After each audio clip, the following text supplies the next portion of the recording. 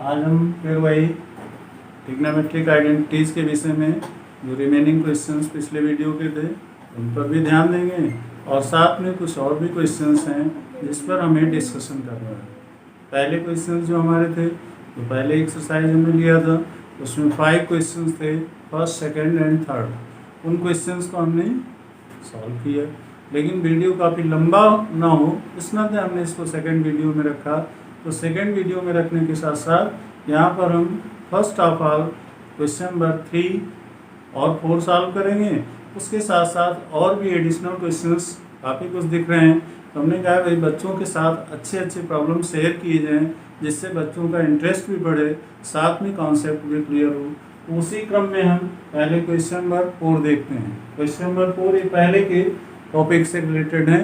पहले के टॉपिक से मतलब कि इससे पहले जो वीडियो दिया गया है उससे संबंधित है। यहाँ पर क्या कह रहा है, if tan theta plus sine theta is equal to m and tan theta minus sine theta is equal to n, then so that, तो सो दैट क्या करना है, m square minus n square whole square is equal to 16 mm, या तो फिर m square minus n square का whole square 16 mm हो। फिर दूसरी शर्त क्या है, m square minus n square is equal to 4 into under root mn। तो कहने का मतलब चाहे आप इसको फर्स्ट टर्म को दे दीजिए और अदरवाइज यहाँ से स्क्वायर रूट निकाल दीजिए, तो 16 का स्क्वायर रूट 4 हो जाएगा, mn स्क्वायर रूट से बाहर नहीं आएगा तो स्क्वायर रूट mn में हो गया। बात हमारी एक ही है, लेकिन उसको 2 पदों में इसने नोट करके थोड़ा सा एग्जर्शन दिया है कि बच्चे कंफ्यूज हों। तो देखते हैं यहाँ पर क्वेश्चन नंबर 4 हमारा है 80 in according to the question. जैसे बार बार क्वेश्चन रिपीट करने में स्पेस थोड़ा कम पड़ता है, इस नाते हमने कहा कि एक ही चीज़ बार बार रिपीट ना की जाए, तो बच्चे इस चीज़ को जरूर केयर करते हैं। तो यहाँ पर 80 के अकॉर्डिंग हमने क्या किया, in according to the question tan theta plus sine theta is equal to m given है और tan theta minus sine theta is equal to m। अब इन दोनों इक्वेशंस को सम कर लीजिए, ऐड कर लीजिए। तो यहाँ से देखते हैं tan theta plus tan theta जुड़ करके 2 tan थीटा हो जाएगा और plus sine theta minus sine theta आपस में कैंसिल हो जाएंगे, तो 2 tan theta is equal to m plus n। वही चीज हमने यहाँ पर डायरेक्ट निकाल कर दिया है। In according to question 2 tan theta is equal to m plus n, मतलब कि m और n दोनों को ऐड कर दिए। फिर इसके बाद tan थीटा के रूप में इसको ट्रांसफर कर लीजिए, तो tan theta is equal to m plus n upon 2। यहाँ से tan थीटा इंडिपेंडेंट वे में डिफाइन हो गया कि m प्लस n अपॉन 2 इसकी वैल्यू है। तो अगर tan थीटा की ये वैल्यू है तो cot थीटा क्या हो सकता है, cot theta is equal to 1 upon tan theta. tan का उल्टा होता है, तो ऐसी कंडीशंस में 1 upon m plus n upon 2 कर दिए। इसको डायरेक्टली क्या नोट कर देते हैं, 3 स्टेप का डिवीजन हो गया, तो 3 स्टेप का डिवीजन होने के कारण 2 ऊपर चला गया, तो 2 अपॉन m प्लस n, ये आपका फर्स्ट कंडीशन हो गई, पहली शर्त हो गई, जिसे आप पहला इक्वेशन कहते हैं। सेम कंडीशंस में इसी को आप सब्ट्रैक्ट फॉर्म में यूज कीजिए, तो सब्ट्रैक्ट करने के लिए फिर आप क्वेश्चंस पर आ जाइए। अब यहाँ से tan theta plus sine theta minus tan theta, और ये माइनस से ओपन होगा तो minus minus plus sine theta हो जाएगा, तो tan से कैंसिल हो जाएगा, और यहाँ पर sine theta plus sine theta 2 sine theta हो जाएगा, तो 2 sine theta is equal to क्या हो सकता है, m माइनस n। उसको एक स्टेप और भी हम आगे बढ़ करके क्या कर दिए कि डायरेक्टली जैसे यहाँ पर tan थीटा की value m plus n by 2 हुआ था, ऐसे ही इसकी वैल्यू साइन थीटा की m माइनस n अपॉन 2 हो जाएगा।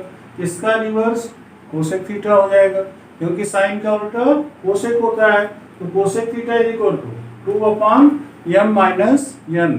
ये हमारा सेकंड इक्वेशन हो गया। आप सोच रहे होंगे सर ये क्या कर रहे हैं, इसकी रिक्वायरमेंट पड़ती है। अभी हमने बताया कि आइडेंटिटीज को सॉल्व करने के लिए कुछ उसके ट्रैक होते हैं, जिस ट्रैक के साथ हमें काम करना होता है। तो यहाँ पर अब वर्क क्या करते हैं, नाउ वी गेट, अब उस ट्रैक को बताना चाह रहे हैं क्या हमें आगे करना है, क्योंकि एटलीस्ट हमें लाना ये चीज है m square minus n square is equal to 4 into mn। तो ऐसी कंडीशंस में क्या करते हैं, नाउ वी गेट, हमारे पास कोसेक की वैल्यू है और काट की भी वैल्यू है, तो cosec square theta minus cot square theta is equal to 1, क्योंकि ये आइडेंटिटीज आपको रटने के लिए बताए हैं, साथ में इनको बार बार प्रैक्टिस करने के लिए। तो इसी आइडेंटिटी का यूज हम यहाँ करेंगे। अब इस आइडेंटिटी का यूज करने के लिए हमें क्या चाहिए था, कोसेक की वैल्यू और काट की वैल्यू, जो ऊपर हमने सिंप्लीफाई कर लिया। अब यहाँ कोसेक की जगह कोसेक की वैल्यू रख दीजिए, तो 2/m minus n whole square, क्योंकि कोसेक स्क्वायर थीटा है, minus 2/m plus n whole square is equal to 1, क्योंकि ये आइडेंटिटी है। अब ऐसी कंडीशंस में दोनों का होल स्क्वायर हो गया।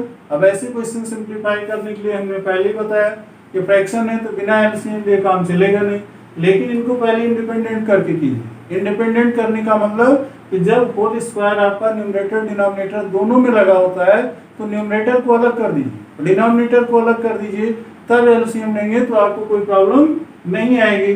तो इसके कारण 2 का स्क्वायर 4 हो गया, और यहाँ से m माइनस n का whole square means m minus n whole square हो गया। सेम कंडीशन में यही फ्रैक्शन यहाँ भी नोट कर लिए, तो minus 4/m plus n whole square that is equal to 1। ये आइडेंटिटी चल रही है बराबर।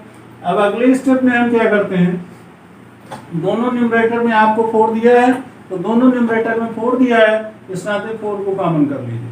बात समझ रहे हैं? इसको और क्लेरिफाई करने के लिए 4 इंटू कर दीजिए, जिससे आपके दिमाग में कोई चीज डाउटफुल ना हो कि 4 क्या है, 4 मल्टीप्लाइड है, इसी फंक्शन का एक टर्म्स है। तो ऐसी कंडीशंस में m minus n whole square into m plus n whole square, ये आपका डिनोमिनेटर हो गया। अब ये डिनोमिनेटर हो गया, तो जब डिनोमिनेटर को एलसीएम लिए तो पहले डिनोमिनेटर से एलसीएम को भाग दिए, तो m प्लस n का होल स्क्वायर न्यूमरेटर में चला गया, क्योंकि न्यूमरेटर 4 कॉमन ले लेने के बाद 1 बचा है। 1 में किसी भी संख्या का मल्टीप्लाई करते हैं तो वही संख्या सेम आ जाती है। सेम यहाँ पर भी m प्लस n का होल स्क्वायर से डिवाइड किए, तो एलसीएम से आपको क्या बचेगा, m minus n whole square, तो minus m minus n whole square that is equal to 1। ये वैल्यू किसके इक्वल हो गई, 1 के इक्वल हो गई। अब यहाँ पर हम क्या करते हैं, न्यूमरेटर का विस्तार कर लेंगे, m माइनस 1 और m प्लस 1 का होल स्क्वायर है, विस्तार कर देंगे। तो पहला विस्तार m प्लस n का होल स्क्वायर, तो m square plus n square plus 2mn, minus दूसरा वाला, तो अब माइनस इसका विस्तार करना ही है। तो एक स्टेप यहाँ बचाने के लिए हमने क्या किया, माइनस से डायरेक्ट मल्टीप्लाई भी करते चले गए। तो ये minus m square minus n square, और ये जो माइनस होता है ना, ये माइनस माइनस माइनस से गुणा होकर के प्लस हो गया, तो प्लस 2mn हो गया। m स्क्वायर से कैंसिल हो गया, n स्क्वायर से कैंसिल हो गया, तो 2mn plus 2mn is equal to क्या हो गया, 4mn। अब यहाँ से वैल्यू क्या आ गई, 4 इंटू 4mn, ये आपका न्यूमरेटर हो गया। डिनोमिनेटर क्या था, m माइनस n का whole square into m plus n का होल स्क्वायर। ये सबसे महत्वपूर्ण लाइन है इस एक्सप्रेशंस का। सबसे महत्वपूर्ण लाइन इसलिए है कि यहीं पर हम देख रहे हैं डिफरेंस स्क्वायर भी लगाएंगे, और डिफरेंस स्क्वायर कैसे लगता है, a square minus b square is equal to a plus b into a minus b. तो a plus b a minus b के रूप में है, तो यहाँ पर हम क्या करेंगे, m square minus n square का होल स्क्वायर कर देंगे, क्योंकि इंटरनल टर्म का डिफरेंस स्क्वायर से मिलान हो रहा है और दोनों का होल स्क्वायर है, मल्टीप्लाइड है, तो इसका नाते कर सकते हैं। तो ऐसी कंडीशंस में एक बार फिर से इसको रिपीट कर लीजिए, 4 इंटू 4 माने कि यहाँ 2mn जुड़ करके 4mn हुई, तो 4 इंटू 4mn हो गया। और नीचे वाले पद का विस्तार करिए, तो क्या आ गया, विस्तार क्या करना है, डायरेक्ट डिफरेंस स्क्वायर के फार्मूले में रख दिए, तो m square minus n square का होल स्क्वायर हो गया। अब यहाँ से वैल्यू क्या सॉल्व हुई, यही डिनोमिनेटर को दैट इज इक्वल टू ये 1 यहाँ पर छूट गया है, तो 1 ये वैल्यू होनी चाहिए। अब अगले स्टेप में क्या करेंगे कि 1/1 को यहाँ से क्रॉस मल्टीपल कर लीजिए। क्रॉस मल्टीपल करने का मतलब ये टर्म्स आपस में मल्टीप्लाइड हो जाएंगे, तो यहाँ से 4 4 जा 16mn किसके बराबर हो जाएगा, m square minus n square का होल स्क्वायर। अब m square minus n square whole square is equal to 16mn, जो कि हमारा ये टर्म्स RHS आ गया। अब और भी स्टेप पर सॉल्व करने का रहे हैं, तो एक स्टेप और भी ट्रांसफर कर लीजिए, m square minus n square is equal to 4 into mn। तो इस तरह से आपने देखा कि LHS जो ATQ था उसके अकॉर्डिंग RHS हमें मिल गया। ये क्वेश्चन बहुत बार CBSE बोर्ड में पूछा गया है और साथ में पॉलिटेक्निक एग्जाम में भी पूछा गया है। इसी के साथ साथ अन्य बोर्डों में एकेडमिक कंपटीशंस कोई भी होता है, चाहे वो जेईई का हो या अदर जो मैथमेटिक्स रिलेटेड क्वेश्चंस होते हैं, उसमें इसमें जरूर एक इस टाइप का क्वेश्चंस डाल देते हैं। ठीक है, तो यहाँ पर आपने प्रमुख रूप से देखा ये बहुत ही इंपॉर्टेंट क्वेश्चन था। है थोड़ा सा ये डिफिकल्ट जरूर लगता है, लेकिन ऐसा नहीं है कि सॉल्व नहीं होगा।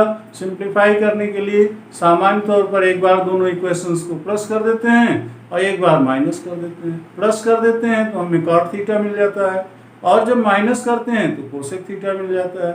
फिर उसका unitary formula cosec square theta minus cot square theta is equal to 1 का यहाँ पर हम यूज कर लेते हैं। और लास्ट में सबसे महत्वपूर्ण लाइन, जब हम डिफरेंस फार्मूले को यूज करते हैं और डिफरेंस फार्मूले को यूज करने के साथ साथ इनका यहाँ पर विस्तार करते हैं। ठीक है, अगर ये 2-3 कड़ी आप इस पर ध्यान रखेंगे, मोर देन टाइम्स इसको प्रैक्टिस कर लेंगे, तो ये क्वेश्चन बिल्कुल बहुत ही आसान लगेगा, इसमें कोई दिक्कत नहीं आएगी। तो now I will take question number 3। अब क्वेश्चन नंबर 3 पर हम चलते हैं। 3 क्वेश्चन क्या कह रहा है, ये a cos theta minus b sin theta is equal to x and a sin theta plus b cos theta is equal to y, then prove that a square plus b square is equal to x square plus y square. ये value solve करना है। अब इन values को solve करने के लिए क्या करेंगे, in according to the question x square plus y square, directly हमने इसको एक स्टेप बचाने के लिए कहा कि भाई जब डायरेक्ट इक्वेशन दिया गया है तो x square plus y square ले लीजिए। अब यहाँ पर x की वैल्यू दिया है तो एक्स स्क्वायर माने ये cos theta minus b sin theta का होल स्क्वायर हो जाएगा। वाई स्क्वायर चाहेंगे तो ये sin theta plus b cos theta का होल स्क्वायर हो जाएगा। तो सेम वही कंडीशंस हमने यहाँ डायरेक्ट निकाल कर लिया, क्या कहते हुए ATQ in according to the question. तो x square plus y square is equal to a cos theta minus b sin theta whole square plus a sin theta plus b cos theta whole square. अब दोनों का whole square है, इस नाते विस्तार कर दीजिए। तो यहाँ से a square cos square theta plus b square sin square theta minus 2ab sin theta cos theta हो गया।